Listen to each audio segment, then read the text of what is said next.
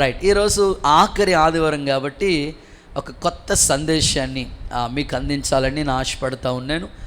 2 ఆరాధనలో కూడా 2 వర్తమానాలు చెప్తా ఉన్నాను.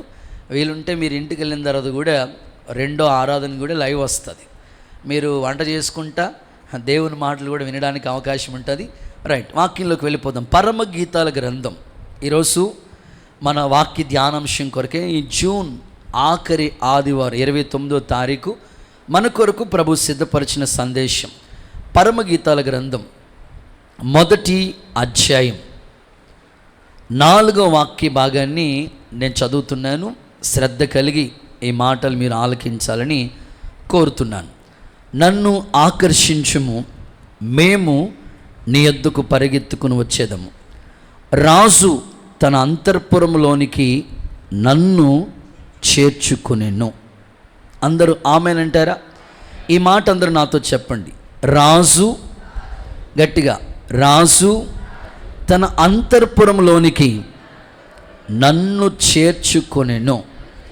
గట్టిగా చప్పలు కొడుతూ ఒకసారి యేసయ్యకి బిగ్గరగా మహిమ చెల్లించాలి. గుడ్. ఈరోజు మన సందేశం పేరేమిటంటే అంతఃపురం అనండి. మీ పక్కోళ్ళు చెప్పండి, అంతఃపురం. సో ఈ వాక్యం ద్వారా దేవుడు మీ అందరి జీవితాల్ని బలపరచునుగాక. దేవుని వాక్యం ఎంత గొప్పదంటే భక్తుడు అంటాడు, క్రొవ్వు మెదడుకు దొరికినట్లుగా నాకు నీ వాక్యం దొరికిందయ్యా అంటున్నాడు. నిజంగా దేవుని వాక్యం చదువుతూ ఉన్నప్పుడు ఎన్ని సత్యవాక్యాలు వాక్యంలో రాయబడి ఉన్నాయో. పరిశుద్ధ గ్రంథం స్పష్టంగా చెప్తున్న మాట. ఈ పరమగీత గ్రంథాన్ని చాలా జాగ్రత్తగా మనం చదువుతూ ఉండాలి. ఈజీగా అర్థమయ్యేటట్లుగా మనం చదవటానికి ప్రయత్నం చేయాలి. పరమగీత గ్రంథాన్ని చదువుతూ ఉన్నప్పుడు మీరు గుర్తుపెట్టుకోవాల్సిన కొన్ని విషయాలు. సొలొమోను మన ప్రభు అయిన యేసుక్రీస్తుకి సాదృశ్యంగా కనబడుతూ ఉంటారు. షూలమ్మితి వధువు సంఘానికి గుర్తుగా కనబడుతూ ఉంటారు. సొలొమోను షూలమ్మితి మధ్య జరిగిన సంభాషణే ఈ పరమగీత గ్రంథం. ఆత్మీయంగా చెప్పుకోవాలంటే ఎన్నో గీతాలు ఉన్నాయి, కానీ పరమగీతం అంటే పరలోకానికి సంబంధించిన ఈ గీతం. చాలా అద్భుతమైన సాహిత్యంతో కూడిన మాటలు ఈ లేఖనాల్లో మనం చూడగలుగుతాం. ప్రత్యేకంగా సొలొమోను అనేకమైన సామెతలు రాశాడు, కొన్ని కీర్తనలు కూడా రాశాడు. ఎక్కువగా ఈ పరమగీతాల్లో చాలా అర్థవంతమైన మాటలు రాస్తూ వచ్చాడు. వాక్యంలో చదువుకున్న మాటను మనం గమనిస్తే, రాజు తన అంతఃపురంలో నన్ను చేర్చుకుంటాడు. ఎవరి రాజు అంటే మనం ఆరాధించే ప్రభు అయిన యేసుక్రీస్తే. ఆయన రాజులకు రాజు, ప్రభువులకు ప్రభు, జీవులకు అంతిమ న్యాయాధిపతి ఆయన. కనుక ఆరాధ్య దైవం అని పిలువబడుతున్న రాజు. అందుకే అలంకరించబడిన రాజుని నీవు కన్నులారా చూసితివే అనే మాట మనం చూస్తాం. నీ రాజు సాత్వికుడై గాడిదనెక్కి నీ యొద్దకు వస్తున్నాడు అనే మాటను కూడా చూస్తూ ఉంటాం. నిజంగా మనం ఆరాధించే దేవుడు రాజుల రాజు కాబట్టి, నీ రాజు తన అంతర్పురంలోనికి నన్ను చేర్చునుగాక అని షూలమ్మితి చెప్తా ఉంది. నిజంగా మనమందరం కూడా ఆ అంతర్పురంలోనికి మనమందరం చేరుకోవాలి. అందుకే ఈ ప్రయాస, అందుకే ఈ ఆరాధన, అందుకే ఈ యొక్క సహవాసం. ఒక మాటలో చెప్పాలి అనంటే ఈ అంతఃపురము దేనికి గుర్తుగా ఉంది అనంటే పరలోక రాజ్యానికి గుర్తుగా ఉంది. దేవుని సన్నిధిలో ఈ భూమి మీద కనబడుతున్న సంఘము ఒక అంతఃపురం అయితే, ఈ లోకయాత్ర ముగించిన తర్వాత నిత్య రాజ్యం అని పిలువబడుతున్న ఆ రాజ్యానికి మనమందరం చేరుకోవాలి. అందుకే ఇక్కడ కనబడితేనే అక్కడికి మనం చేరుకోవటానికి అవకాశం ఉంది. భక్తులు ఒక పాట రాశారు కదా, ఆ పాటలో కూడా ఈ సాహిత్యం వర్ణించారు. పరలోకమే నా అంతఃపురము, చేరాలనే నా తాపత్రయం అని భక్తుడు వర్ణించుకుంటా వచ్చాడు. కాబట్టి ఈ పరలోకం అనేది ఒక అంతఃపురానికి గుర్తుగా కనబడతా ఉంది. రాజు తన అంతఃపురంలోనికి నన్ను చేర్చునుగాక. రాజు ప్రభువైన యేసుక్రీస్తు అయితే రాణిగా వధువు సంఘం సిద్ధపరచబడాలి. నేను 2019 సంవత్సరం సరిగ్గా ఆగస్ట్ నెల 3 రోజులు ఉపవాస ప్రార్థనలకి శ్రీకాకుళం మన నాయుడు గారు వాళ్ళ కుమారుడు ప్రసాద్ పాష్ గారు అక్కడ సేవ చేస్తూ ఉంటే అక్కడికి దేవుని వాక్యం అందించడానికి 3 రోజులు రాత్రింబగళ్ళు అక్కడే దేవుని వాక్యం అందించడానికని వెళ్ళాను. శ్రీకాకుళానికి బోర్డర్ పాత పట్నం వాళ్ళ చివరి ఎండింగ్ మాట. సో అది దాటితే ఒరిస్సా. వాళ్ళు ఏం చేశారంటే చాలా దూరం నుంచి అన్న వచ్చాడు కదని ఒరిస్సాలో కూడా ఒక మీటింగ్ ఏర్పాటు చేశారు. పాంప్లెట్ ఒరిస్సాలో ప్రింట్ చేశారు. అది ఇప్పటికీ నేను దాచుకున్నాను. అదేం నాకేం అర్థం కాదు, ఒరిస్సా లాంగ్వేజ్ మనకేం అర్థం అవుతుంది. అక్కడ బాప్టిస్ట్ చర్చ్ గ్రౌండ్ ఒకటి ఉంటే అందులో మీటింగ్ ఏర్పాటు చేశారన్నమాట. అప్పుడు ఆ మీటింగ్ అంతా నేను తెలుగులో వాక్యం చెప్తా ఉంటుంటే వాళ్ళు ఒడిస్సాలో ట్రాన్స్లేషన్ వాళ్ళకి అర్థమయ్యేటట్లుగా ఒక ఆయన హిందీలో చెప్తూ ఉంటుంటే హిందీ ఒడిస్సా వాళ్ళకి ఈజీగా అర్థమవుతుంది. ఒడిస్సాలో ఒక ఆయన ట్రాన్స్లేట్ చేస్తూ వచ్చాడు. మీటింగ్ అంతా అయిపోయింది. ఆ తర్వాత నేను మరుసటి రోజు నేను ప్రయాణమే ఇక్కడికి రావాలి అమలాపురం. అయితే వాళ్ళు అన్నారు, అన్న మీరు ఇంత దూరం వచ్చారు కదా, ఇంత జర్నీ చేసి వచ్చారు కదా, ఇక్కడికి వచ్చిన తర్వాత ఈ ఏరియా ప్రాంతం అంతా మీరు చూసి వెళితే బాగుంటుందంటే నేను నాతో పాటు ఒక తమ్ముడు కూడా వచ్చాడు, సంతోష్ అన్నయ్య కూడా వచ్చాడు. అప్పుడు ఇద్దరం కలిసి ఆ ప్రాంతానికి వెళ్ళామంట. వెళితే అక్కడ అది ఒరిస్సా స్టేట్, అక్కడ గజపతి జిల్లా, ఆ జిల్లా పేరే గజపతి జిల్లా. సో అక్కడికి వెళితే అక్కడ ఆయన చెప్పారు, ఇక్కడ ఒక కోట ఉంటుందన్న, రాజుగారి కోట. ఒకప్పుడు రాజుగారి పరిపాలన చేసిన ఒక కోట ఉంది, ఇప్పటికీ ఉంది. మనుషులైతే ఎవరూ లేరు కానీ ఆ కోట అయితే ఉంది. మీరు ఇక్కడికి వచ్చారు కాబట్టి ఒకసారి ఆ కోట చూసి వెళ్తే బాగుంటుందంటే నేను నాతో పాటు 2-3 బ్రదర్స్ వచ్చారు. ఆ లోపలికి తీసుకుని వెళ్ళారు. వెళితే చూస్తూ ఉంటుంటే రాజుగారి కోట అప్పట్లో మనం చదువుకున్నాం, విన్నాం కానీ నేరుగా చూడటం అదే. సో నాకు అనిపించింది, ఇంత భౌతికంగా నిర్మించబడిన ఈ కోటే ఎంత వైభవంగా ఇంత అందంగా కనబడతా ఉంటుంటే, ఒక రాజు నివసించే ఈ కోట ఇంత వైభవంగా ఉంటే అసలు పరలోక రాజ్యం అనే ఆ కోట ఇంకెంత వైభవంగా ఉంటుంది. అందుకే యోహాను ఆ పరలోకాన్ని గురించి వర్ణిస్తా 12 ముత్యాలు, 12 గుమ్మాలు, గొర్రెపిల్లి దీపమై ఉంటుంది, ప్రకాశమానమైన వెలుగు. ఆ వైభవాన్ని ఒక అధ్యాయం అంతట్లో కూడా వర్ణించుకుంటూ వచ్చాడు. నేను చూసిన తర్వాత నా మనసు అంతా ఆలోచన ఎలా ఉందంటే, ఈ కోట ఇంత వైభవంగా ఉంది కదా, అక్కడ గేట్ ఉంటుంది, ఎవరు పడితే వాళ్ళు వెళ్ళటానికి అవకాశం ఉండదు, పర్మిషన్ తీసుకోవాలి లోపలికి వెళ్ళడానికి ఆ కోట. ఇలాగా అవన్నీ చూసినప్పుడు నాకు అనిపించింది కదా, పరలోక వైభవం ఎంత వైభవంగా ఉంటుంది. మేము పరలోకం వెళ్ళాలనుకున్న వాళ్ళు ఒకసారి చేతులెత్తి హల్లెలూయా అని చెప్తారా? కొంతమంది హల్లెలూయా చెప్పలేదంటే అప్పుడే వెళ్ళిపోమంటావు మమ్మల్ని, ఇంకా బ్యాంక్ బ్యాలెన్స్ ఉంది బాబు, కూతురు పెళ్ళి అవ్వలేదు, ఎన్నో కళ్ళగా అంటున్నానయ్యా, మొన్నే కొత్తగా ఆర్డర్ ఇచ్చాను, కారు వస్తుంది పాష గారు, దేవుడికి స్తోత్రం. సో ఎన్ని వచ్చినా దేవుడు పిలిస్తే ఎలాంటి వాళ్ళమైనా మనం సిద్ధంగా ఉండాలి. ఆ అంతఃపురంలో మనం చేరుకోవాలి. మీకు ఈజీగా వాక్యంలోంచి మీకు అర్థం అవడానికి ఒక సందర్భాన్ని మీ ముందుకు తీసుకొస్తాను. ఎలీషా అద్భుతమైన సేవ చేస్తున్న రోజులు అవి. ఎలీషా ప్రవక్త ఏది చెప్తే అది జరుగుతూ ఉండేది. సిరియానులు ఏం చేశారంటే ఇజ్రాయిల్ మీదకి యుద్ధానికి వెళ్ళటానికి సిద్ధమయ్యారు. విచిత్రమైన గమ్మత్తైన విషయం ఏమిటంటే, సిరియానులు యుద్ధానికి వెళ్తూ ఉంటుంటే ఒక ప్లేస్ డిసైడ్ చేసుకునేవారు, పలానా చోట యుద్ధం చేద్దామని అనుకునేవాళ్ళు. కానీ ఆ చోటుకి ఇజ్రాయిల్ వచ్చేవాళ్ళు కాదు. అరే మేము ఇలాంటి ప్లేస్లోకి ఇక్కడ వస్తున్నామని వీళ్ళకి ఎట్లా తెలిసిపోయింది అని ఒకసారి కాదు, మాటికి అనేక సందర్భాల్లో ఇలా జరుగుతూ ఉండేది. అలాంటి సిచ్యువేషన్ ఎదురవుతూ ఉండేది. వెంటనే ఆ రాజుకి డౌట్ వచ్చి అంటాడు, మనలో ఎవరైనా వెళ్ళి వాళ్ళకి ఏమన్నా ఇన్ఫర్మేషన్ చేరవేస్తూ ఉన్నారా, లేకపోతే వాళ్ళకి ఎట్లా తెలుస్తుంది? అంతే కదా, కొన్నిసార్లు మనం అడుగుతూ ఉంటాం, ఈ విషయం మీకు ఎలా తెలిసింది, ఎవరు చెప్పారు, అసలు యుద్ధానికి వెళ్దాం అన్నప్పటికే వచ్చేసి ఉంటున్నారు కదా, అసలు ఏంటి అని ఆలోచిస్తూ ఉంటుంటే అక్కడ వాళ్ళ దగ్గర పనిచేసే పనిలో ఒకడు వచ్చి రాజు ఎదురు నిలబడి అంటాడు, సార్ మన దగ్గర ఉన్న వాళ్ళు ఎవరు అట్లాంటి వాళ్ళు కాదు, వెళ్ళి ఇక్కడ విషయాలు అక్కడికి చేరవేసేవాళ్ళు కాదు. కానీ అయితే ఇశ్రాయేలీల్లో ఒక ప్రవక్త ఉన్నాడు.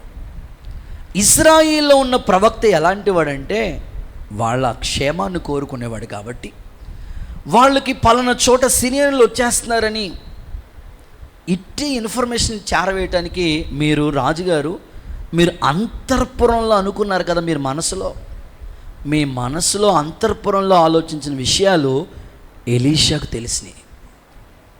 అలాంటి కృప మాకు ఉంటే ఎంత బాగుండే అనుకుంటాను నేను. దేవుడికి స్తోత్రం. మీరు మనసులో ఏమనుకుంటున్నారు, మాకు ఇట్టే దేవుడు తెలియజేస్తే ఒక్కరు కూడా యేసు రక్తమే జయం. అసలు జెన్యూన్ పర్సన్ ఎవరో ఇట్టే స్కాన్ చేసేసుకోవచ్చు మాట అనిపిస్తుంది నాకు అప్పుడప్పుడు. అసలు ఎలీషాకున్న కృప మరి 21 డేస్లో మేము అలాగే అడుగుతూ ఉన్నాం దేవుడికి స్తోత్రం కదా. అసలు ఎలీషా రాజుగారు అంతఃపురంలో అనుకున్నాడంట, కోటలో. ఆ కోటలో అనుకుంటే ఆ విషయం ఎలీషాకి తెలిసిపోయిందంట. ఈరోజు మరి మీ మనసులో మీరు ఏమనుకుంటున్నారో దేవుడికి స్తోత్రం. అవన్నీ దైవ సేవకులకి దేవుడు బయలుపరచునుగాక. అమ్మో ఆమెను చెప్పారు, ఇంకంతే. మరి మీ డేటా అంతా కూడా కదా. ఎలీషాకు ఇన్ఫర్మేషన్ అందేది మాట. అంతఃపురంలో రాజుగారు అనుకుంటూ ఉంటుంటే వెంటనే తెలియజేస్తూ ఉంటుంటే వాళ్ళు సిద్ధపడుతూ ఉండేవారు మాట. చూడండి, అంతఃపురము అంటే మీకు ఈజీగా అర్థమయ్యేటట్లుగా చెప్తున్నాను. పరలోక రాజ్యము. భౌతికంగా చెప్పుకోవాలంటే దేవుని మందిరం మనమందరం చేరుకున్నాం. ఆత్మీయంగా చెప్పుకోవాలంటే దేవుని రాజ్యం. రాజు నన్ను తన అంతఃపురంలో చేర్చుకునుగాక. అసలు ఈ అంతఃపురం యొక్క ప్రాముఖ్యత ఏమిటి? మనం ఆ అంతఃపురంలో చేరుకోవాలంటే ఏం చేయాలో.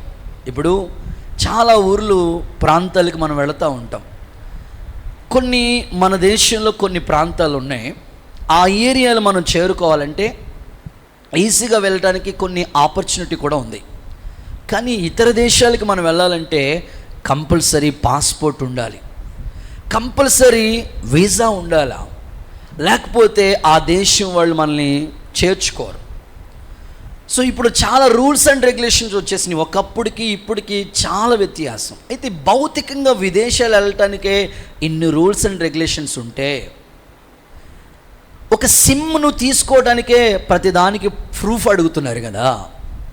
మరి అంతఃపురంలో నువ్వు చేరుకోవాలంటే అసలు నువ్వు ఎలా ఉంటే ఆ అంతఃపురంలో అడుగు పెడతావో, అసలు ఆ అంతఃపురం యొక్క ప్రాముఖ్యత ఏంటో ముచ్చటగా 3 సందర్భాలు 3 మాటలు నేను మీకు త్వరగా చెప్పి ఈ సందేశాన్ని ముగింపులోకి తీసుకురావాలని నేను ఆశపడుతున్నాను. చదవండి.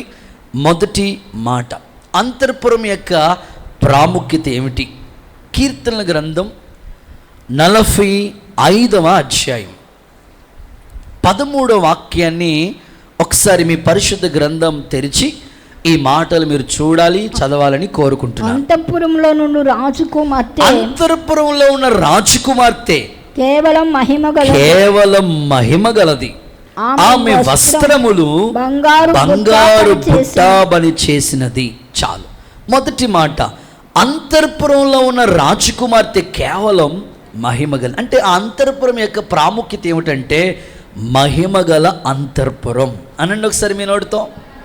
మీ పక్క వాళ్ళకి చెవిలో గింగిరమన్నట్టుగా చెప్పండి, మహిమగల అంతఃపురం. అసలు ఆ అంతఃపురం యొక్క స్పెషల్ ప్రాముఖ్యత ఏంటయ్యా అనంటే వాక్యం స్పష్టంగా చెప్తుంది, అది మహిమ కలిగింది. అంతఃపురంలో ఉండే రాజకుమార్తె కేవలం మహిమగలది. ఇప్పుడు రాజకుమార్తె సంఘమే, క్రీస్తు స్వరక్తమిచ్చి సంపాదించుకున్న వధువు సంఘమే, రాజు ప్రభువైన యేసుక్రీస్తు. ఇప్పుడు ఆ అంతఃపురంలో మనం చేరుకోవాలంటే మస్ట్ అండ్ షుడ్ ఖచ్చితంగా మహిమగల సంఘంగా నువ్వు మారాలి. దేవుని మందిరానికి వచ్చే విశ్వాసులు ఎలా ఉండాలంటే ఒక ఆర్డినరీ బిలీవర్ లాగా ఉండకూడదు. చాలామంది విశ్వాసులు ఎలా ఉంటారంటే వచ్చామా పోయామా, వచ్చామా వెళ్ళామా, ఒక సామాన్యమైన బిలీవర్ లాగా నువ్వు ఉండకూడదు, సామాన్యమైన విశ్వాసిగా నువ్వు ఉండకూడదు. ఇన్ని సంవత్సరాల నుంచి నువ్వు భక్తి మార్గంలో నడిపించబడుతున్నావంటే మహిమ కలిగిన వ్యక్తిగా నువ్వు మారాలి. ఒక రాజకుమార్తె మహిమ కలిగిందిగా ఎలా మారిపోతుందో ఈ అంతఃపురం అనే ఈ సంఘములో, ఆ మహిమ కలిగిన అంతఃపురంలో నువ్వు చేరుకోవటానికి సంఘము ఖచ్చితంగా మహిమ కలిగిన వ్యక్తిగా మార్పు చెందాలి. నా ప్రార్థన, సేవకులుగా మేము కోరుకునేది సంఘాన్ని దేవుడు మహిమతో నింపునుగాక. ఎందుకో తెలుసా? మనం ఆరాధించే రాజు ఎవరో తెలుసా? మహిమ కలిగిన రాజు. ఆయన త్వరగా రాబోతున్నాడు. ఆర్భాటంతో, దేవుని దూతతో, ప్రధాన దూత శబ్దముతో, దేవుని బోరతో మధ్యాకాశానికి ఆయన రాబోతున్నాడు. వధువు సంఘాన్ని తీసుకుని వెళ్ళటానికి ఆయన సంసిద్ధంగా ఉన్నాడు. కనుక సంఘము రోజు రోజుకి మహిమ కలిగిందిగా మారాలి. రాజు మహిమ కలిగిన వాడే. వాక్యంలో ఈ విధంగా రాయబడి ఉంది, ఈ రాజు ఎవరు? మహిమ కలిగిన రాజు అని రాయబడి ఉన్నది. రాజు అయిన ప్రభు మహిమ కలిగిన వాడైతే, ఆయన నామం మహిమ కలిగిందైతే, దేవుడే మహిమ కలిగిన వాడైతే, మరి సంఘము కూడా మహిమ కలిగిన వారిగా మారాలి కదా. ఆ అంతఃపురంలో నువ్వు చేరుకోవాలంటే ఆ అంతఃపురం యొక్క స్పెషల్ మహిమ కలిగింది. కాబట్టి నీవు కూడా రోజు రోజుకి మహిమ కలిగిన వాడిగా, మహిమ నుండి అధిక మహిమను పొందిన వాడిగా మార్పు చెందాలని ఒక సేవకుడిగా నేను కోరుకుంటున్నాను. యేసు నామములో కృప అనుగ్రహించబడునుగాక. తేజో మహిమ నిలిచే ఈ మందిరాన్ని నువ్వు ప్రేమించాలి. చూడండి ఆ మాట 26వ కీర్తన 8వ వాక్యం చదువుతారా భక్తులు? 26వ సంకీర్తన 8వ వాక్య భాగం చదువుతున్నారు. యెహోవా నీ నివాస మందిరము అండ్ తేజో మహిమ నిలిచే స్థలాన్ని నేను ప్రేమిస్తాను. అంటే తేజో మహిమ నిలిచే చోటేది? దేవుని మందిరమే. యెహోవా నీ మందిరాన్ని, తేజో మహిమ నిలిచి ఈ స్థలాన్ని నేను ప్రేమిస్తున్నాను. ఈ రోజున మనుషులు ఎన్నో వాటిని ప్రేమించే వాళ్ళు ఉన్నారు. డబ్బుని ప్రేమించే మనుషులు, మనుషుల్ని ప్రేమించే మనుషులు, వ్యక్తుల్ని ప్రేమించేవాళ్ళు, ఉద్యోగాన్ని ప్రేమించేవాళ్ళు, వ్యాపారాన్ని ప్రేమించేవాళ్ళు, చదువుని ప్రేమించేవాళ్ళు, ఇంట్లో వాళ్ళని ప్రేమించే బిడ్డలు ఉన్నారు కదా. ఇదిగో దేవుని సంఘాన్ని కూడా నువ్వు ప్రేమించగలిగితే, ఆ మహిమ కలిగిన ఈ చోటు, తేజో మహిమ కలిగిన ఈ స్థలాన్ని నువ్వు ప్రేమించగలిగితే ఖచ్చితంగా వాక్యపు వెలుగులో దేవుడు నీతో మాట్లాడుతున్నాడు. నీవే ఈ అంతఃపురంలో చేరుకోవటానికి ఒక మహిమ కలిగిన వ్యక్తిగా నువ్వు మార్చబడతావు. ఒకసారి అందరూ హల్లెలూయా అని చెప్తారా? కుడి చేతుల పైకెత్తి హల్లెలూయా అంటారా? సో ఖచ్చితంగా దేవుడు నీ నుంచి అదే కోరుకుంటా ఉన్నాడు. మహిమ కలిగిన వాడిగా నువ్వు మారాలి. మట్టి మనిషిని దేవుడు ఒక మహిమ కలిగిన వ్యక్తిగా మార్చాడు. కానీ రోజు రోజుకి కూడా ఆ మహిమను పోగొట్టుకుంటున్న వాళ్ళ సంఖ్య ఎక్కువగా కనబడుతుంది. దైవ మహిమను పొందుకోలేని వారిగా ప్రజలు ఎదుట నిలిచి ఉంటున్నారు. ఈ ఉదయకాలం ప్రభు నీతో మాట్లాడుతున్నది ఏంటంటే, నువ్వు ఒక మహిమ కలిగిన వాడిగా మారాలి. ప్రస్తుత కాలం మనుషుల యొక్క మనస్తత్వాలు ఎలా ఉన్నాయి అని ఆలోచిస్తే, ఒక తండ్రిని తన కుమారుడు ఏ స్థితిలోకి తీసుకెళ్ళిపోతున్నాడు అని ఆలోచన నాకు వచ్చింది. ఇంత కని పెంచి పెద్ద చేసిన పిల్లలు తల్లిదండ్రుల్ని ఎలా చూస్తున్నారు ప్రస్తుత కాలం అని ఆలోచిస్తూ ఉంటుంటే, ఈ మధ్యకాలంలోనే ఒక అన్న చెప్తా ఉంటే నేను విన్నాను.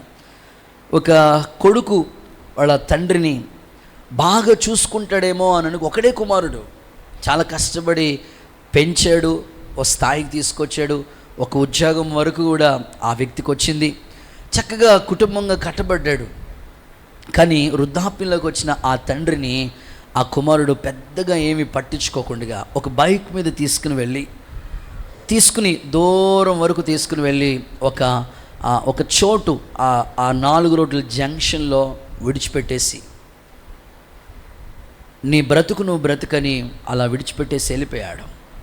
ఆ తండ్రి పరిస్థితి ఎలా ఉందంటే, అరే ఎంత బ్రతుకని నేను సమాజంలో ఒక మంచి వ్యక్తిగా పేరు పొందిన వాడిని, ఏంటిది నా పరిస్థితి ఇలా అయిపోయింది అనుకుని ఆ బాధ తట్టుకోలేక ఆ రోడ్డు మధ్యలోనే ఓ ప్రక్కన ఆ రోడ్డు ఫుట్పాత్ ఉంటుంది కదా, అక్కడే ఈ టవల్ ఉంటుంది కదా, తలకి కట్టుకునే ఒక టవల్ అలా తలదిండిగా వేసుకుని అక్కడే రోడ్డు మీద పడుకుంటా ఉన్నాడు. చూసిన వాళ్ళందరూ కూడా ఏంటి, ఈ తండ్రి ఒకప్పుడు మంచి బ్రతికాడు, ఓ స్థాయిలో ఉన్నాడు, ఏంటి ఈ పిల్లలు ఇతన్ని పట్టించుకోకుండా ఇలా అయిపోయారని వేదన చెందుతూ ఉన్నాడు. ఈరోజు నేను ఎందుకు ఈ మాటలు మీకు చెప్తున్నానంటే, దేవుడు నిన్ను క్రీస్తు స్వరక్తం ఇచ్చి సంపాదించుకున్న ఒక సంఘంలో చేరిస్తే మహిమ కలిగిన వ్యక్తిగా నువ్వు మార్చబడవలసిన వ్యక్తివి. ఆ రోడ్డు మీద తండ్రి ఎలాగా చిందరవందరంగా ఉన్నాడో, ఈరోజు కూడా చాలామంది వాళ్ళ విలువైన రక్షణ పోగొట్టుకుని ఆత్మీయ స్థితిని కోల్పోయి ఒక మహిమ కలిగిన వ్యక్తులుగా మార్పు చెందవలసిన వాళ్ళు ఎట్లాగంటే ఎందుకు పనికి రాకుండా పొన్నట్లుగా సమాజంలో ఆ వ్యక్తి ఎలా ఉన్నాడో నేటికి కూడా సంఘంలో చాలామంది కూడా మహిమను కోల్పోతున్న వాళ్ళుగా కనపడతా ఉన్నారు. చూడండి, కొన్ని మొక్కలు ఉంటాయి. గార్డెన్లో ఉన్న మొక్కలకి రోడ్డు మీద పెరుగుతున్న పిచ్చి మొక్కలకి చాలా వ్యత్యాసం ఉంటుంది. సంఘంలో ఉన్న వ్యక్తికి సమాజంలో ఉన్న వ్యక్తికి చాలా వ్యత్యాసం ఉంటుంది. సంఘంలో ఉన్న వ్యక్తికి ఒక ప్రొటెక్షన్ ఉంటుంది, ఒక కాపుదల ఉంటుంది. రాత్రి మగళ్ళు దేవుడు కాపలా కాస్తూ ఉంటాడు. చెదిరిపోకుండా, తొలగిపోకుండా, భక్తిలోంచి లోక ఆశల్లోకి వెళ్ళిపోకుండా, మహిమ పోగొట్టుకోకుండా, దైవికమైన ప్రసన్నత, తేజో మహిమ నీ మీద నిలిచేటట్లుగా ఎప్పుడు కూడా దైవిక ప్రసన్నతతో నువ్వు నడిపించబడతా ఉంటావు. అదే రోడ్డు ప్రక్కన మొలిచిన ఆ పిచ్చి పిచ్చి మొక్కలను చూడండి, దాన్ని ఎవరు పట్టించుకోరు, పెద్దగా కేర్ చేసుకోరు. అయితే లోపల ఉద్యానవనంలో ఉన్న మొక్కకి చాలా ప్రొటెక్షన్ ఉంటుంది. దేవుని సందులో ఈ మందిరంలో నువ్వు ఎలా మారాలంటే, ప్రభా నీ అంతఃపురంలో నేను చేరుకోవటానికి ఆ అంతఃపురం మహిమ కలిగింది కాబట్టి ఇదిగో ఈ మందిరంలో నేను ఒక మహిమ కలిగిన వ్యక్తిగా, యజమానుడు వాడుకునే ఒక పాత్రగా నన్ను చేయండి అని నువ్వు కోరుకుంటే యేసు నామములో ఒక మహిమ కలిగిన వ్యక్తిగా దేవుడు నిన్ను మార్చునుగాక.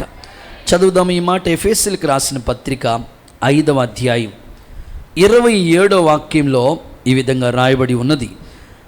ఎఫెసీయులకు రాసిన పత్రిక 5వ అధ్యాయం 27వ వాక్య భాగాన్ని చూద్దాం. పురుషులారా, అటువలే క్రీస్తు కూడా క్రీస్తు సంఘాన్ని ప్రేమించి అది కలంకమైనను ముడతైనను అట్టిది మరి ఏదైనను లేక పరిశుద్ధమైనదిగా నిర్దోషమైనదిగా మహిమగల సంఘముగా. ఏ సంఘమంట? మహిమగల సంఘముగా ఆయన తన ఎదుట నిలబెట్టుకోవటానికి వాక్యముతో ఉదక స్నానం చేత దానిని పవిత్రపరిచి పరిశుద్ధపరచుటకై తనను తానే అప్పగించుకున్న ప్రభు మన కొరకు చేసిన త్యాగం ఏంటో తెలుసా? మచ్చ ఉండకూడదు. ఇప్పుడు వైట్ షర్ట్ వేసుకున్నాం, చిన్న పెన్ను, ఇంకు, జస్ట్ చిన్న 1 డ్రాపే, ఒక్క చుక్కే, కానీ షర్ట్ అంతా నీకు వైట్గా కనబడతా ఉంటుంది. కానీ ఆ చిన్న డాట్ నీకు ఎదుటి కనబడదు, వైట్ ఏమీ కనబడదు, ఆ చిన్న మచ్చే కనబడతా ఉంటుంది. సంఘం ఎలా ఉండాలంటే మచ్చ ఉండకూడదంట, డాగు ఉండకూడదంట, కలంకం ఉండకూడదంట. మరి అట్టిది మరి ఏది ఉండకూడదు. మరి ఎలా ఉండాలంటే మహిమగల సంఘంగా మారాలంట. అందుకోసం పౌలు ఏం చేస్తున్నాడు తెలుసా? వాక్యం చేత ఆ సంఘాన్ని ఉదక స్నానం చేపిస్తూ ఉన్నాడు. ఒకటే కాన్సెప్టు, దేవుని ఎదుట నిలబెట్టాలి, ప్రతి మనుష్యుడు సంపూర్ణుడు కావాలి. అందుకే వాక్యం చేతనే సరిచేస్తూ ఉన్నాడు, బుద్ధి చెప్తున్నాడు, ప్రయాసపడుతున్నాడు, పోరాడుతూనే ఉన్నాడు. ఈరోజు ఈ ఉదయకాలం ఈ మాటలు ఆలకిస్తున్న మీ కుటుంబాలు కూడా దేవుని మందిరానికి వచ్చి వెళ్ళటం కాదు, కానీ ఇక్కడికి వచ్చిన మీరు అంతఃపురం చేరుకోవాలంటే మహిమ కలిగిన వ్యక్తులుగా యేసు నామములో మార్చబడుదురుగాక. కుడి చేతుల పైకి అందరూ ఒకసారి హల్లెలూయా చెప్తారా? హుషారుగా చెప్తారా? నిజంగా దేవుడు మారుస్తాడండి. ఎలాంటి వ్యక్తినైనా మార్చడానికి ఆయన శక్తి ఉంది. ఈ మధ్యకాలంలోనే నేను ఒక అద్భుత సాక్ష్యాన్ని వింటూ వచ్చాను. ఎలాంటి వాళ్ళైనా సరే దేవుడు తన వలే, అగ్నికి ఉన్న క్వాలిటీ చెప్పండి. అగ్ని ఏం చేస్తుందంటే ఎలాంటి వస్తువునైనా తనలా మార్చేసుకుంటుంది. ఇప్పుడు కంసాలి కొలిమిలో కొడవలు తయారు చేసేటప్పుడు చూడండి, ఆ ఎర్రగా అయిపోతూ ఉంటుంది. కొడవలే, అది ఇనుమే, కానీ ఆ కొలిమిలోకి వెళ్ళినప్పుడు తనలా అగ్నిలా మార్చేసుకుంటుంది ఎలాంటి వస్తువునైనా సరే. దేవుడు కూడా దహించు అగ్ని కాబట్టి ఆయన బిడలుగా మనం కొనసాగించబడుతున్నాం కదా, మహిమ కలిగిన వాడు కాబట్టి సంఘము కూడా మహిమ గల వారిగా ఉండాలని అందుకే దేవుడు వాక్యపు వెలుగులో మాట్లాడుతూ దిద్దుతూ సరిచేసుకుంటా నడిపించుకుంటా వస్తూ ఉన్నాడు. ఈ మధ్యకాలంలో నేను విన్న సాక్ష్యాన్ని మీతో పంచుకుంటాను. ఒక భయంకరమైన వ్యక్తి మాట, ఒక మాటలో చెప్పాలంటే త్రాగుబోతు భర్త. ప్రతిరోజు తాగి ఇంటికి వచ్చి భయంకరంగా గొడవ చేస్తూ ఉంటాడు. తన భార్య, పిల్లలు, భర్త వచ్చే వరకు కూడా ఆమె అలాగే ఎదురు చూస్తూ ఉంటుంది. అసలు నిద్రపోవడానికి అవకాశం లేదు. ఒకవేళ ఆలస్యంగా వచ్చినా అప్పుడు అన్నం పెట్టాల, లేకపోతే ఇల్లంతా గొడవ చేస్తూ ఉంటాడు. చాలా బాధాకరమైన పరిస్థితి. ఒకరోజు 11 గంటల వరకు ఆ తల్లి ఎదురు చూసిందంట. 12 అయిపోయింది, ఎదురు చూసింది, రావట్లేదు.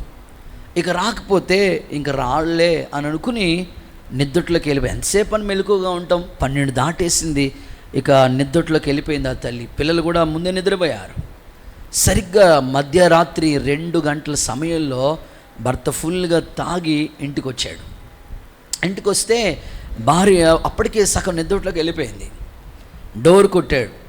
నిద్దట్లోంచి మొత్తం వెళ్ళి ఆ తలుపు తీసిన తర్వాత, నేను వచ్చేదాకా మీరు పడుకోకుండా వెయిట్ చేయాలని తెలియదా అని మరలా గొడవ చేయటం మొదలుపెట్టాడు. ఎంతసేపు అని ఎదురు చూస్తామండి అని ఇంక ఏమీ మాట్లాడకుండా అప్పుడు అన్నం పెట్టింది. సరే అన్నం తిన్నాడు. అన్నం తిని హ్యాపీగా పడుకుంటే బాగుండేది. అలా పడుకోకుండా నేను వచ్చేదాకా మీరు ఎందుకు ఎదురు చూడలేదనుకుని వాళ్ళు పడుకుంటుంటే వెళ్ళిపోయి ఈ పెట్రోల్ వేసేసాడు అన్నమాట. మొత్తం అంతా కూడా ఆ పెట్రోల్ వేసేసాడు. అంటించేద్దాం, ఇల్లుని అంటించేద్దాం, అంత దారుణంగా ప్రవర్తించాడు వ్యక్తి. అగ్గి పుల్ల కోసం ఎదుగుతూ ఉన్నాడు. వాళ్ళకి మెలకు వచ్చేసింది. ఈ రోజున మనల్ని బతికించేటట్లు లేడేనా అని పాప మా తల్లి తన బిడ్డలను ఎత్తుకుని జాగ్రత్తగా ఆ టైంలో ఎక్కడికి వెళ్తుందో అర్ధరాత్రి సమయంలో అంత దారుణంగా ప్రవర్తించిన వ్యక్తి పొద్దున్నే ఆ వరండాలో పడుకుని లేచి, ఏంటి ఇలాంటి వాడు ఏం చేస్తాం, అలాంటి బాధలు పడతావు కూడా అలాగే భరించుకుంటా ఉంది. ఆ తల్లికి వాళ్ళ తమ్ముడోళ్ళు బాగా ఉన్నవాళ్ళే, డబ్బుంది, పేరుంది, తోబుట్టువులు కదండి. వాళ్ళ అక్క ఎంత బాధపడతా ఉంటుంటే, ఎందుకక్క నీకు ఆ బావగారితో ఆ పాటలు వచ్చేసి మంచిగా చూసుకుంటా, నిన్ను కావలసిన సౌకర్యాలన్నీ నీకు ఇచ్చి మన ఇంట్లోనే ఉంది, కానీ నువ్వు ఎందుకు ఆ బాధలు అంత బాధ భరించాల్సిన పరిస్థితి ఏమొచ్చింది నీకు అనని చాలా బాధాకరమైన పరిస్థితిలో ఎన్ని మాటలు చెప్తున్నా సరే, లేదు నా భర్త మారుతాడు ఏదో రోజు, ఇంత బాధ పెట్టాడని నేను వచ్చేస్తే ఆ జీవితానికి అర్థం లేకుండా ఉంటుంది అని. ఓ రోజు ఇలా రోజులు గడుస్తున్న ఎంత దారుణంగా ప్రవర్తించాడంటే, ఇంట్లో రోకల బండి ఉంటుంది కదా, ఆ మూలలో ఉన్న రోకల బండి తీసుకొచ్చి నడినెత్తినేసి కొట్టాడు అన్నమాట. భయంకరంగా బ్లడ్ వచ్చేస్తూ ఉంది. ఆ సొమ్మసిల్లిపోయి పడిపోయింది. ఎవరో వచ్చి చూస్తే తీసుకెళ్ళి హాస్పిటల్లో జాయిన్ చేశారు. ఇంటోళ్ళు వచ్చారు, భర్త మాత్రం రాలేదు హాస్పిటల్కి. ఇంత టార్చర్ పెడతా ఉంటుంటే మీరైతే ఎలా ఉంటారు? ఇన్ని బాధలు పెడతా ఉంటుంటే మీ పరిస్థితి ఎలా ఉంటుంది? మన నోరు ఆల్ ఇండియా రేడియో, దేవుడికి స్తోత్రం చెప్పండి, గట్టిగా హల్లెలూయా చెప్పండి అమ్మా. అసలు చిన్నదైందా వెంటనే ఇంటికి ఫోన్ వెళ్ళిపోతుంది, నానా ఏం చూడలే సరిగ్గా, అది పోలీస్ కేసులు ఎక్కడెక్కడికో వెళ్ళిపోతూ ఉంటుంది వ్యవహారం. ఇంకా కొంతమంది తెలివైన స్త్రీలు అయితే మామూలుగా కాదు, వీడి కాళ్ళు ఏసు రక్తమే చేయాలి, వీడి నోరు అసలు మామూలుగా ఉండదు మాట. ఆ తల్లి ఎంత కష్ట సమయంలో భరించుకుంటూ వచ్చిందండి. ఇంటి మీద పెట్రోల్ వేసేసి తగలబెట్టేసినాం, రోకలు బండి ఇచ్చి తల పగలగొట్టేసినాం, అలాగే బాధ భరించుకుంటూ వచ్చింది. దేవుడు చూస్తాడండి, ఎంతటి మూర్ఖునైనా సరే, మూర్ఖుడు దుర్మార్గంగా చనిపోతే దేవుడికి ఇష్టం కాదంట, దుర్మార్గుడు మారితే దేవుడికి సంతోషం అంట.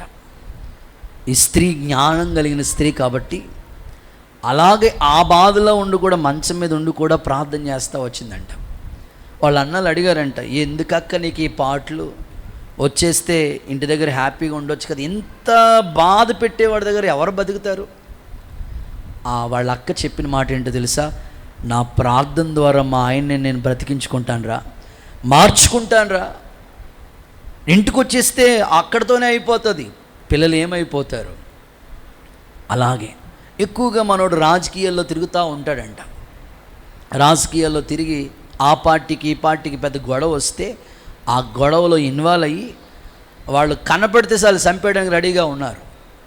ఇంకా ఆ టైంలో ఏం చేయాలో అర్థం కాక అప్పుడు ఇలా మనసులో అనుకున్నట, నా భార్య ప్రార్థన చేస్తుంది కదా దేవా, ఏంటంట, నా భార్య ప్రార్థన చేస్తుంది కదా దేవా, ఆమె ప్రార్థన వినైనా సరే నన్ను కరుణించయ్యి, ఈ బాధ నుంచి తప్పించయ్యా అని ఆ కష్ట సమయాల్లో దేవుడు గుర్తొచ్చాడు. నిజమే, నేను అంటాను, ఎంతటి మూర్ఖుడికైనా, ఎంత భయంకరమైన స్థితిలోకి వెళ్ళిపోయినా, ఎలాంటి వాళ్ళకైనా దేవుడు కష్ట సమయంలో ఆపదలో నమ్ముకోదగిన సహాయకుడు. ఆయన చేయి చాచి ఆదుకునేవాడు. ఆ సమయంలో అలా అనుకున్నాడంట. తన భార్య చేసిన ప్రార్థన, తాను చేసుకున్న మనసులో ప్రార్థన ఆ వ్యక్తిని విప్లవాత్మకంగా దేవుడు మార్చేశాడు. దేవుడికి చప్పలు కొడుతూ ఒకసారి మహిమ చెల్లిస్తారా? ఇప్పుడు ఆ సంఘంలో భార్యాభర్తలు ఇద్దరు నెంబర్ 1 విశ్వాసులుగా మారిపోయారు. పిల్లలు చక్కని సంగీత పరిచయంలో వాడబడుతూ ఉన్నారు. ఇంత మార్పు ఎలా వచ్చింది?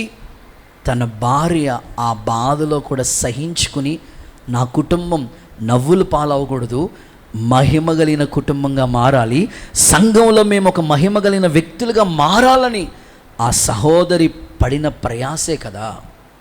ఈరోజు ఎందుకు ఈ మాటలు మీకు చెప్తున్నానంటే, అందరు భర్తలు ఒకేసారి మారరు, కొంత టైం పడుతుంది, సమయం పట్టవచ్చు. ఒకేలా భార్యలు కావచ్చు, ఒకవేళ పిల్లలు కావచ్చు. మీ కుటుంబము మహిమ కలిగిన వ్యక్తులుగా, మీ ఫ్యామిలీ అందరూ నోవాహు వాడలో ఇంటోళ్ళు అందరూ ఉన్నట్లు, మీ కుటుంబంలో సమస్యలు ఉన్నాయని, ఇంక నాకు ఇంతే అని చావును కోరుకోకండి. ఆ కష్టాలలో దేవునికి నువ్వు మొరపెడితే, ఆపత్కాలమందు దేవుడు నీకు సహాయం చేసి నిన్నే ఒక మహిమ కలిగిన వ్యక్తిగా మారుస్తాడు. నీ ద్వారా నీ భర్తని మారుస్తాడు, నీ పిల్లల్ని మార్చి సంఘంలో మీ కుటుంబం ఎలా ఉంటుందంటే మహిమ కలిగిన వ్యక్తులుగా మార్చబడుదురుగాక. గట్టిగా చప్పలు కొడుతూ సరే ఏసైకి మహిమ చెల్లిద్దామా? రైట్. ఇక రెండో మాటలకు వస్తుంది, సెకండ్ వన్. అంతర్పురం యొక్క ప్రాముఖ్యత ఏమిటి? ఒకటి మహిమగల అంతర్పురం. రెండవది యెషయా గ్రంథం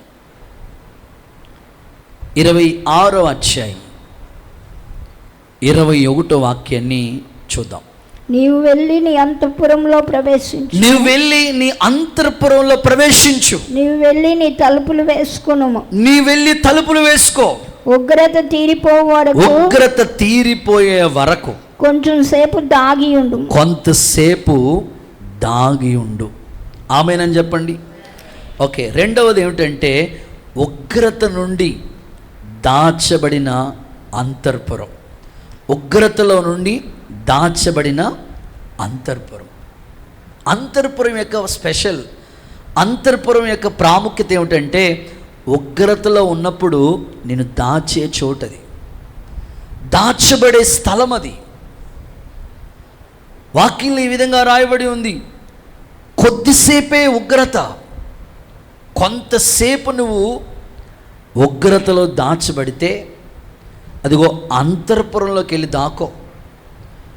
కొంతసేపు ఉగ్రత తీరిపోయేంత వరకు నువ్వు అంతర్పురంలో నువ్వు దాగి ఉండు. ఈరోజు నా ప్రార్థన ఏమిటంటే, భయంకరమైన దినాల్లో మనం కొనసాగించబడతా ఉన్నాం. ఉగ్రత ఎప్పుడు ఎలా ఎవరికి వస్తుందో తెలియదు. ఉగ్రత దినమందు ఆస్తి అక్కరకు రాదు, నీతి మరణముల నుండి మనల్ని తప్పిస్తుంది. మనం ఆరాధించే దేవుడు గొప్పతనం ఏమిటంటే, నా యందు విశ్వాసం ఉంచిన వాడు మరణముల నుండి జీవములోనికి దాటి ఉన్నాడని ప్రభు చెప్పాడు. దాచబడాలి. ఆ చోటే అంతర్పురం. దేవుని పిల్లలకి ఒక నిరీక్షణ ఉన్నది. ఇక్కడ కన్ను మూస్తే నిత్య విశ్రాంతిలో మనం ఉంటాము. పరదేశంలో చేరుకుంటాము. ఈ నిరీక్షణతోనే క్రైస్తవ్యం కొనసాగించబడుతుంది. కానీ చాలామందికి ఇది తెలియక అనేకులు ఉగ్రతకి పాత్రులైపోతూ ఉన్నారు. ఉగ్రత ఎలా ఉంటుందో తెలుసా? మీకు జూన్ 12 మధ్యాహ్నం 1 గంట సమయంలో ఒక ఫ్లైట్ అహ్మదాబాద్ నుంచి లండన్ వెళుతున్న ఫ్లైట్, ఇంచుమించు చాలా 270 మంది పైనే ఉన్నారు. ఆ ఫ్లైట్లో జర్నీ చేస్తూ ఉన్నారు. సరిగ్గా 7 గంటలన్నర ప్రయాణం చేయాలంట ఆ ఫ్లైట్, 7.5 hours. ఒక్క నిమిషం కూడా ఫ్లైట్ జర్నీ చేయలేదంటండి. 39 సెకండ్లు మాత్రమే ఆ ఫ్లైట్ అలా వెళ్ళిందంట. అంతే, ప్రాణాలు గాల్లో కలిసిపోయినవి.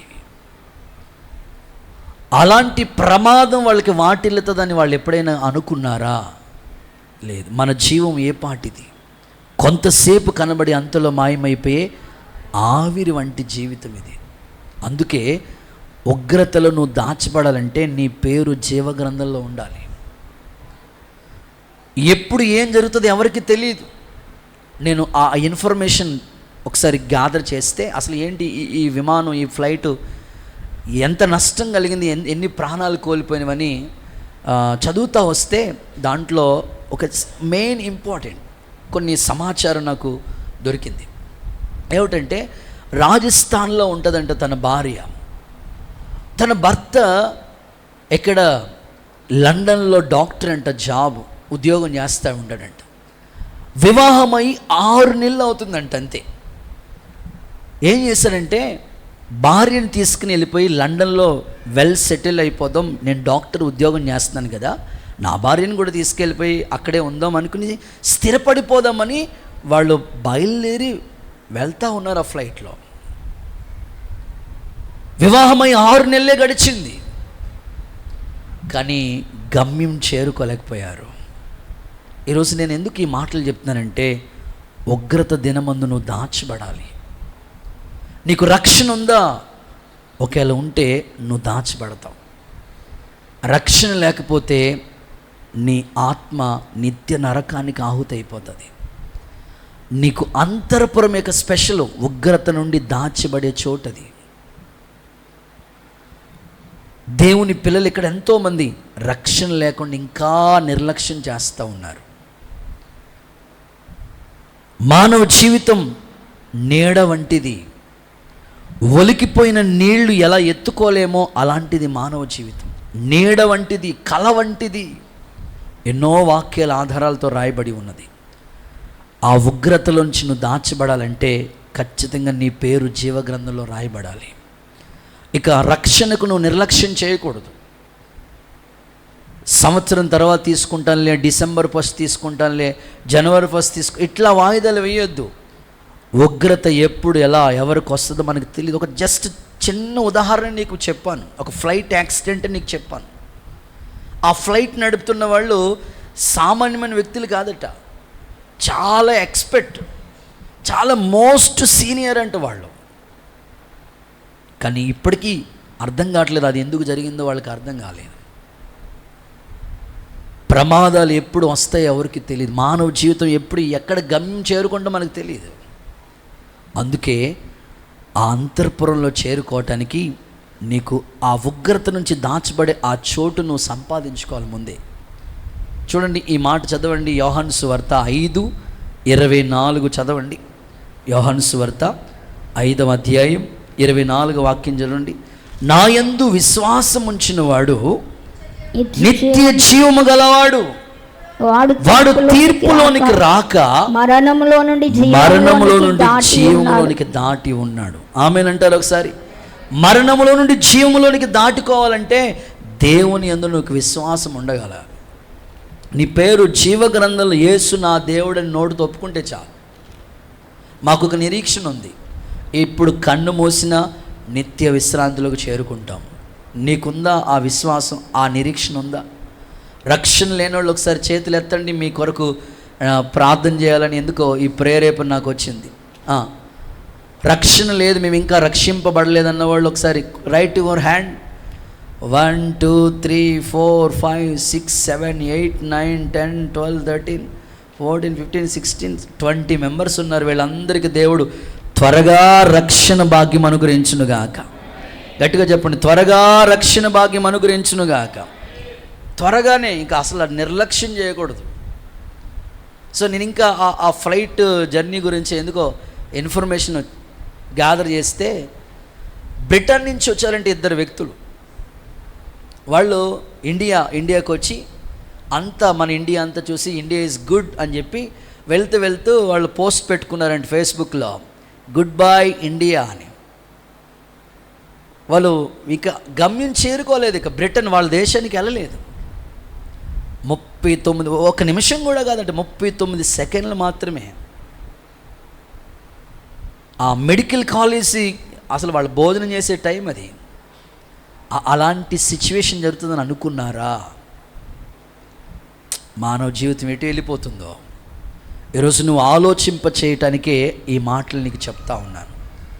ఇక వాయిదాలు వేయొద్దు, రక్షణ నిర్లక్ష్యం చేయొద్దు.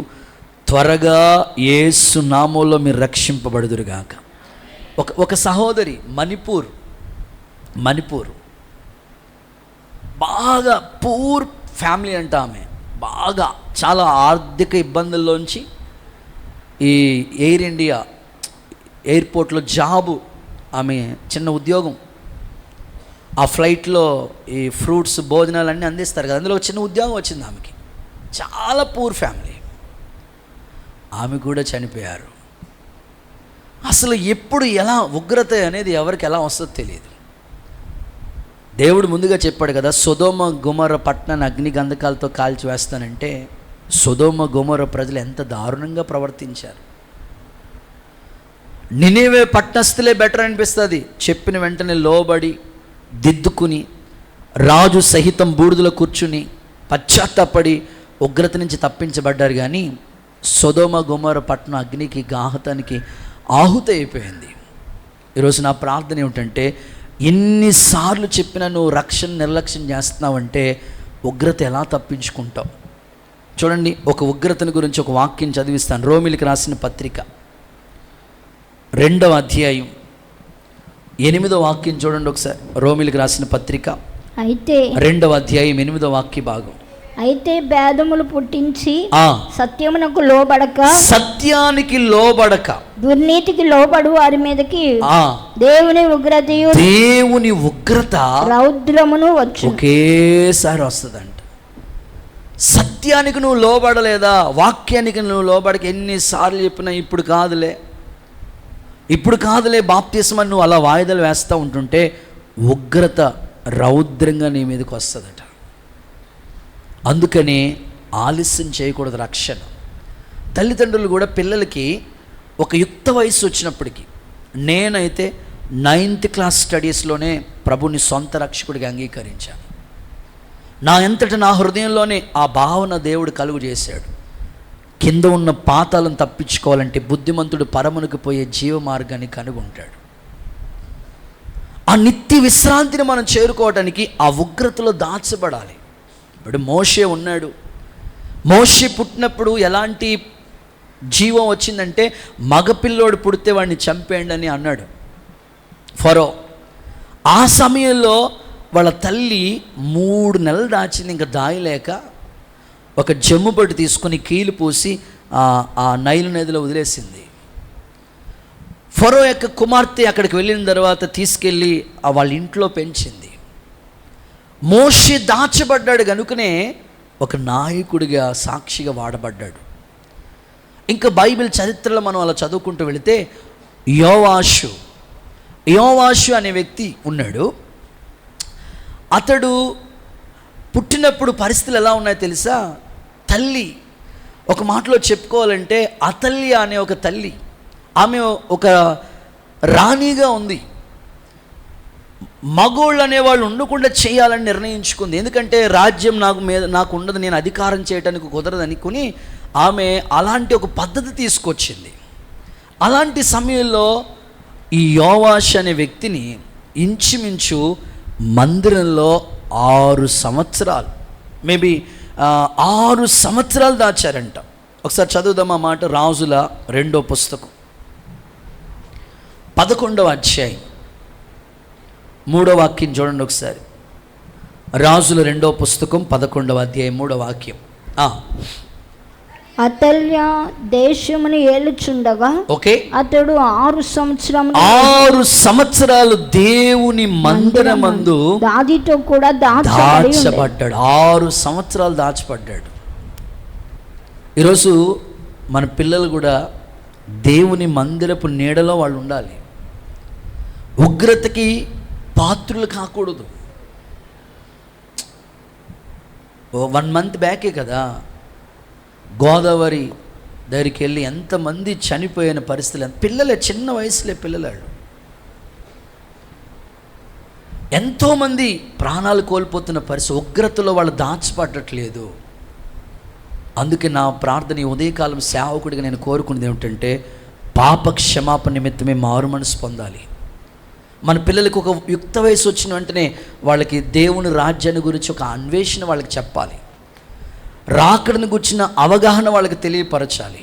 అందుకే ఆ పాటలో ఇలా ఉన్నాయి కదా, ఆ చరణాలన్నీ కూడా మనకి ఈ పరలోకమైన అంతర్పురం అనే పాటలు ఇంత చక్కని సాహిత్యం రాశారు ఆయన.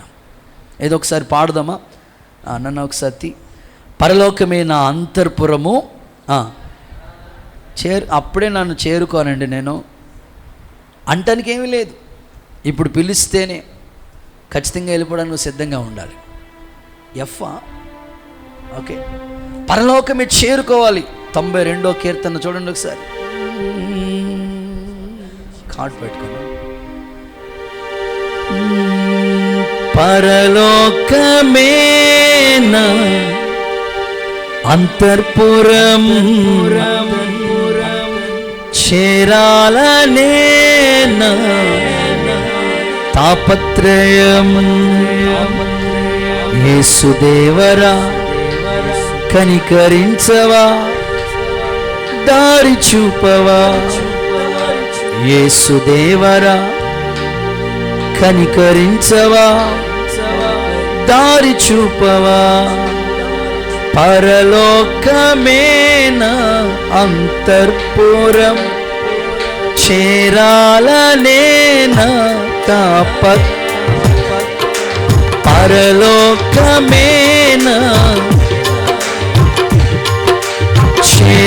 చేరాలనేనా తాపత్రయం. స్వల్పకాలమే ఈ లోక జీవితం, మన భవ్య జీవితం. స్వల్పకాలమే ఈ లోక మన భవ్య జీవితం. అహో మచిలీలు దాటే మనోబలం నీ మహిమ చూసే. మచిలీలు దాటే మనోబలం నీ మహిమ చూసే. వీక్షించు కన్నులు విశ్వాస జీవితం నాకు ఇయ్యవా. వీక్షించు కన్నులు విశ్వాస జీవితం నాకు ఇయ్యవా. పరలోకమేనా అంతర్పురం చేరాలనేనా.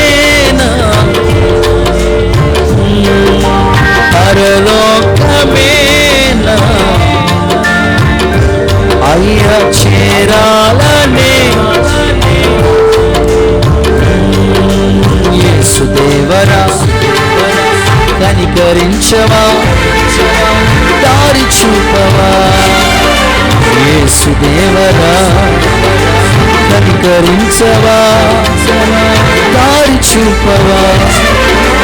పరలోకమేనా అంతర్పురం చేరాలనే. హల్లెలూయా, హల్లెలూయా. ఎంతమంది చేరుకోవాలనుకున్నారు పరలోక రాజ్యం? మనస్ఫూర్తిగా చెప్పండి. ఎవరినైనా అడిగితే లేదండి మన జీవం ఏ పాటదో తెలుసా? చూడండి, యాకోబు పత్రిక 4వ అధ్యాయం 13వ వాక్యం. పొద్దున్నేంటండి బాబు సావుకోరు చెప్తున్నారు భాష. నేడైనను రేపైనను అనుకు ఒకానొక పట్టణమునకు వెళ్ళి. నేడైనా రేపైనా ఎక్కడికి వెళ్ళాలంట? ఒక పట్టణానికి వెళ్ళి అక్కడ ఒక సంవత్సరం ఉండి అయ్య బాబాయ్ వ్యాపారం చేసి. ఒక సంవత్సరం ఉండి విదేశాలకు వెళ్ళిపోదాం అనుకున్నానండి. ఇక్కడ ఏం వచ్చి రావట్లేదండి, ఏం కలిసి రావట్లేదండి, అన్నీ కలిసి వెళ్ళిపోతున్నాయండి.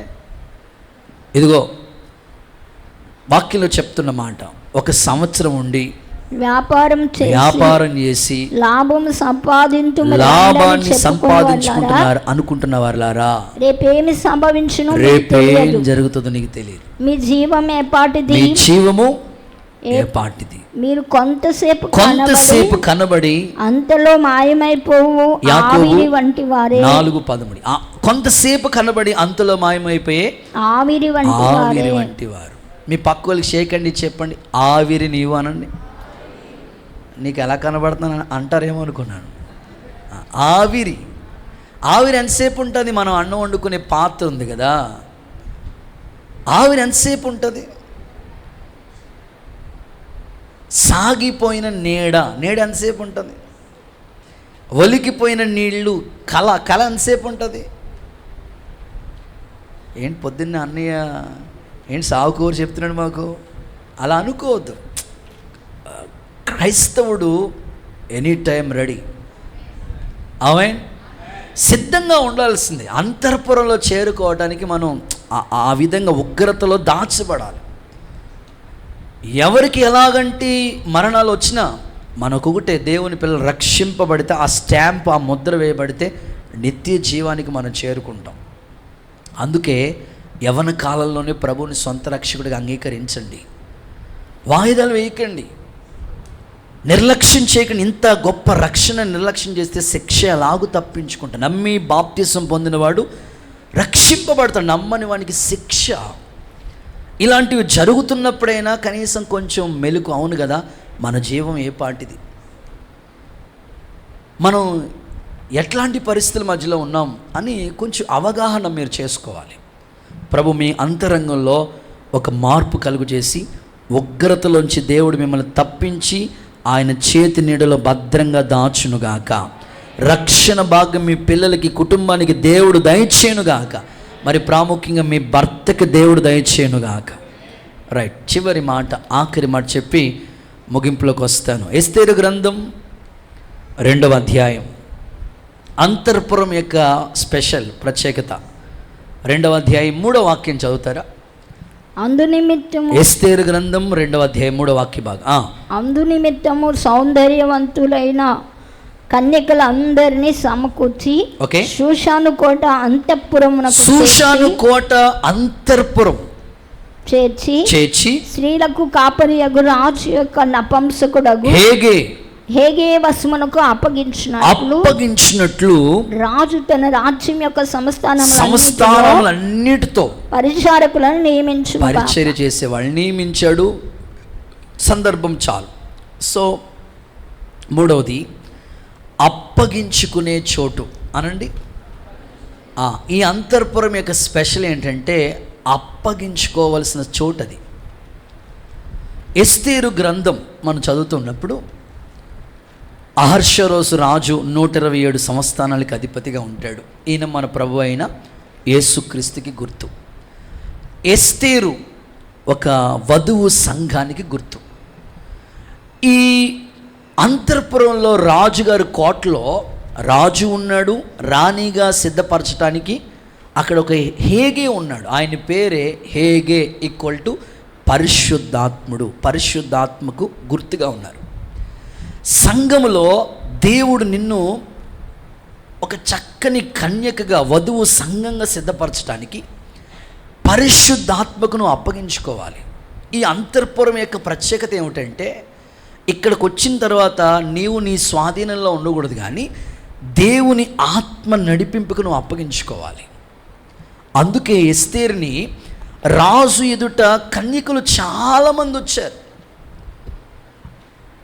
ఇంతమంది కన్యకులు వచ్చినా ఎవరు సెలెక్ట్ అవ్వలేదు, కానీ ఎస్తేరు ఎందుకు సెలెక్ట్ అయిందంటే 6 నెలలు ఆమెని సిద్ధం చేస్తూ వచ్చారు. 6 నెలలు గోపురస తైలముతోనూ సుగంధ తైలంతోనూ సిద్ధపరిచి అప్పుడు రాజు ఎదుటికి తీసుకెళ్తే వెంటనే ఆమె సెలెక్ట్ అయింది. ఒక జాబ్ కొరకు నువ్వు సెలెక్ట్ అయినప్పుడు ఎంత ఆనందం ఉంటుందో, ఒక వివాహ సంబంధం మ్యాచింగ్ వచ్చి కరెక్ట్గా సెట్ అయినప్పుడు ఎంత ఆనందంగా ఉంటావో, దేవుని రాజ్యంలో కూడా నువ్వు చేరుకోవటానికి ఆ అవకాశం నీకు దొరకాలంటే ఖచ్చితంగా ఇక్కడే నువ్వు ఏం చేయాలంటే హేగే నిర్ణయానికి నువ్వు అప్పగించుకోవాలి.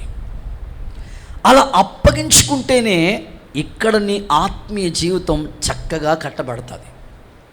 హేగే నిర్ణయానికి ఈ ఎస్తేరు అప్పగించుకుంది. ఆమె ఎలా అప్పగించుకుందో తెలుసా? ఏ అలంకరణ కోరుకోలేదంట ఆమె.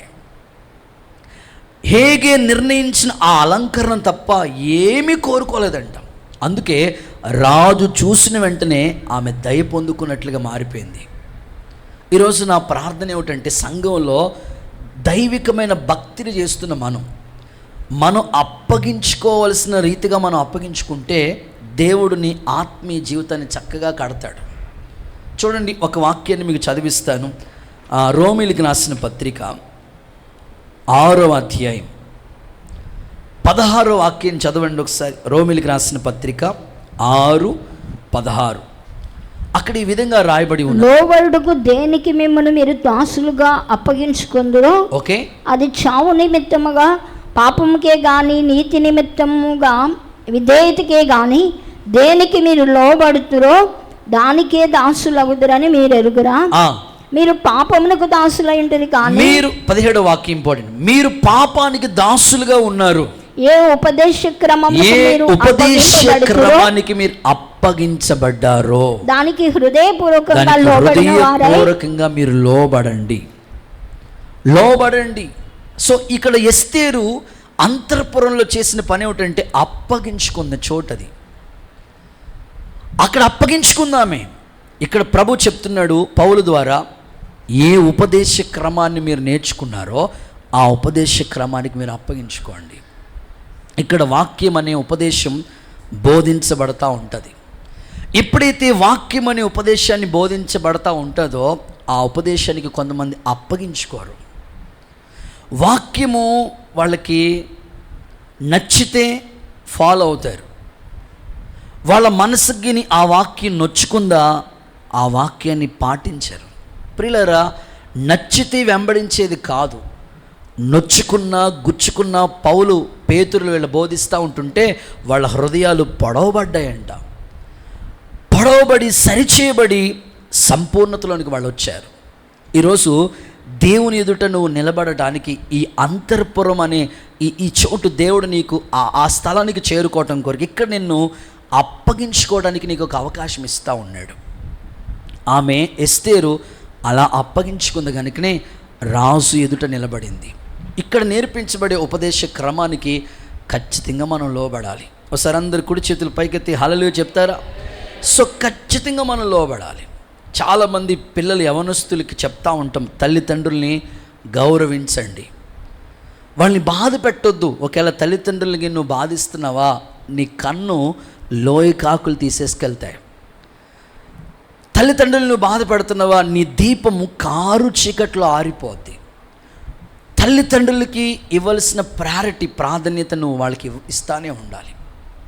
ఆ ఉపదేశానికి నువ్వు లోబడుతూనే ఉండాలి. కొన్నిసార్లు భార్య భర్తల గురించి కొన్ని ఉపదేశ క్రమాలు దేవుడు చెప్తా ఉంటాడు. యజమానుడు భర్త ఒకవేళ నీకన్నా తక్కువ చదువుకున్నా, నీకన్నా తక్కువ జీతం వస్తున్నా నువ్వేం చేయాలి తెలుసా? భర్త కాబట్టి ఆయన్ని గౌరవించవలసిన రీతిలోనే గౌరవిస్తూ ఉండాలి. భార్య కూడా భర్త విషయంలో ఎప్పుడు కూడా లోబడుతున్నట్లుగానే ఆయన కూడా ప్రేమ చూపిస్తూ ఉంటుంటే కుటుంబాలు చక్కగా కట్టబడతా ఉంటాయి. నేర్చుకున్న ఉపదేశం ఒకటి, ఫాలో అయ్యేది మరొకటి అయితే ఎలా మీ ఆత్మీయ జీవితాలు అంతఃపురంలో చక్కగా కట్టబడటానికి అవకాశం ఉంది. ఇక సంపూర్ణ ఉపదేశాన్ని గురించి మాట్లాడాలంటే అలంకరణ సమర్పణ గురించి అనేక సందర్భాల్లో దైవ సేవకుల ద్వారా దేవుడు మాట్లాడుతూ వచ్చాడు. ఎన్నిసార్లు ఆ వాక్యాలు వింటారు కానీ దానికి అప్పగించుకోవడానికి ఇష్టపడలేదు. బైబిల్లో అలంకరణ సమర్పణ ఉంది, వాక్య ఆధారాలు ఉన్నాయి. ఇది దేవుని వాక్యము. వాక్యం ఉన్నది ఉన్నట్లుగా చెప్తే అది మీ అంతరంగాన్ని సరి చేసుకోవాలి కానీ, లోబడాలి కానీ, దిద్దుకోవాలి కానీ తిరుగుబాటు స్వభావం మనలోకి రాకూడదు. హేగే నిర్ణయించిన ఆ అలంకరణ అప్పగించుకోవటానికి ఎస్తేరు ఎప్పుడైతే లోబడిందో, అందుకే రాణి అయిపోయినా కూడా ఆమె లోబడుతూ వచ్చిందంట. మనం ఏం చేస్తామంటే ప్రారంభ దినాల్లో లోబడతా ఉంటాం. వాక్యం మనకు తెలియనప్పుడు ఈజీగా లోబడతా ఉంటాం. రాను సీనియర్లు అయిపోతాం. తర్వాత ఏమైపోతామంటే సీనియర్ అయ్యే కొలది వాక్యానికి మనం అస్సలు విలువివ్వం, లోబడం. ఈరోజు దేవుడు నీతో మాట్లాడుతున్నాడు. ఎస్తేరు రాణి అయినా కూడా లోబడింది. ఈరోజు నీవు కూడా ఉపదేశ క్రమానికి అప్పగించుకో, లోబడు, సంపూర్ణతలోకి రా. యేసు నామములో నీకు అలాంటి కృప దేవుడు అనుగ్రహించునుగాక. గట్టిగా ఒకసారి హల్లెలూయా చెప్తారా?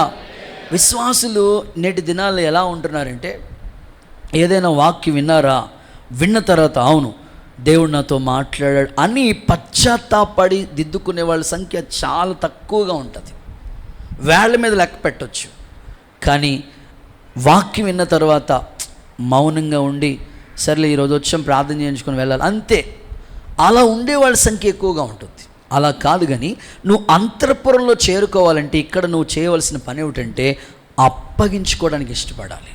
ఒకసారి అందరూ హల్లెలూయా చెప్పండి. నాకు బాగా తెలిసిన సందర్భం, ప్రారంభ దినాల్లో పరంజ్యోతి స్కూల్ దగ్గర సేవ చేస్తున్న రోజులు అవి. ఇద్దరు అక్కోళ్ళు అక్క దగ్గరికి వచ్చారు, అడిగారు, కృపక్క ఏంటక్క అలంకరణ సమర్పణ గురించిన ఆ మాటలు ఏంటి మాకు సరిగ్గా చెప్పండి అని అడిగారు. ఆమె చెప్పారు, అయ్యా అక్క వాక్యంలో అయితే ఇలా ఉంది, ఇది బైబిల్లో రాయబడిన అద్భుతమైన మాట, దీన్ని ఏమీ మనం తీయకూడదు, కలపకూడదు. ఉన్న వాక్యం అయితే ఇది, కానీ మీరు ప్రార్థన చేసుకోండి, మీకు విడుదల వస్తుంది. దేవుడు సన్నిధిలో ఇలా ఉండడానికి ఇష్టపడండి. ఆ వచ్చిన ఇద్దరు అక్కలు వాళ్ళ భర్తలు ఇద్దరు కూడా ఉద్యోగాలు చేస్తూ ఉంటారు, గవర్నమెంట్ ఎంప్లాయీసే.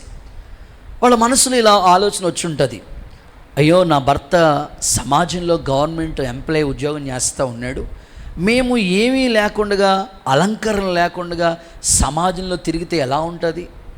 కుదరదులే, వాక్యంలో అలా రాసి ఉంటుందిలే, ఎన్నైనా బోల్ రాసేతరా అన్ని పాటిస్తామేంటి అని అనుకుని ఉంటే ఆ సమర్పణ వాళ్ళలోకి వచ్చేది కాదు. వాక్యంలో ఉంది కదా, ఖచ్చితంగా మనం వాక్యాన్ని పాటించాలి కదా అని కొద్ది రోజులు ప్రార్థన చేసుకుని మనస్ఫూర్తిగా భర్తకు చెప్పి, అయ్యా వాక్యంలో ఇలా ఉంది, నేను ఎక్కువగా అలా అలంకరించుకోవడం నాకు ఇష్టం లేదు, వాక్య ప్రకారంగా ఉండడానికి నేను ఇష్టపడుతున్నానని వాళ్ళతో చెప్తే వాళ్ళు అంగీకరించారు. అద్భుతంగా అప్పుడే అలంకరణ వాళ్ళు సమర్పించుకున్నారు. వాళ్ళ ద్వారా వాళ్ళ పిల్లలకి ఆ సమర్పణ వచ్చింది. ఒక తల్లిగా నీలోనికి ఆ సమర్పణ వస్తే పిల్లలకు కూడా ఆ సమర్పణ వస్తుంది. ఈరోజు దేవుడు ఎన్నో వాక్యాల ద్వారా నీతో మాట్లాడుతున్నాడు కదా, ఆ మాటలకి నువ్వు అప్పగించుకోవాలి. బాప్తిసం గురించి మాట్లాడా, అప్పగించుకో. మారు మనసు గురించి మాట్లాడా, అప్పగించుకో. సమర్పణ గురించి మాట్లాడా, అప్పగించుకో. ఏ విషయంలో దేవుడు నీతో వాక్యం ద్వారా మాట్లాడాడో ఆ విషయానికి నువ్వు లోబడితే నీవు అంతఃపురంలో ఒక చక్కని వధువు సంఘముగా నువ్వు సిద్ధపరచబడటానికి అవకాశం ఉంది. పరిశుద్ధాత్ముడు అలాంటి కృప మీ అందరికీ దయచేయునుగాక. నేను ముగిస్తూ ఉన్నాను. రాజు తన అంతఃపురంలో నన్ను చేర్చుకునుగాక. ఈరోజు ఆ పరమరాజు నిన్ను అంతఃపురంలో చేర్చుకోవాలంటే అంతఃపురం యొక్క ప్రత్యేకత ఏమిటో ఒక ముచ్చటగా 3 మాటలు నీకు చెప్పాను. నెంబర్ 1, మహిమగల అంతఃపురం. నీవే ఒక మహిమగలిగిన వ్యక్తిగా సంఘముగా మారాలి. నెంబర్ 2, ఉగ్రతలో దాచబడే ఆ అంతఃపురం. ఆ ఉగ్రత నుంచి తప్పించబడాలంటే ముందుగానే నీ పేరు జీవగ్రంథంలో రాయబడాలి. క్రీస్తు ప్రభుని సొంత రక్షకుడిగా అంగీకరించాలి. నెంబర్ 3, అప్పగించుకున్న చోటు మాట, అప్పగించుకోబడిన స్థలం అది. నీ ఆత్మీయ జీవితాన్ని ప్రభుకి అప్పగించుకో. దేవుడు అంతఃపురం కొరకే మళ్ళీ అందరినీ సిద్ధపరచునుగాక. ఈ కొద్ది మాటలు దేవుడు మన వెనుకల్లో దీవించునుగాక.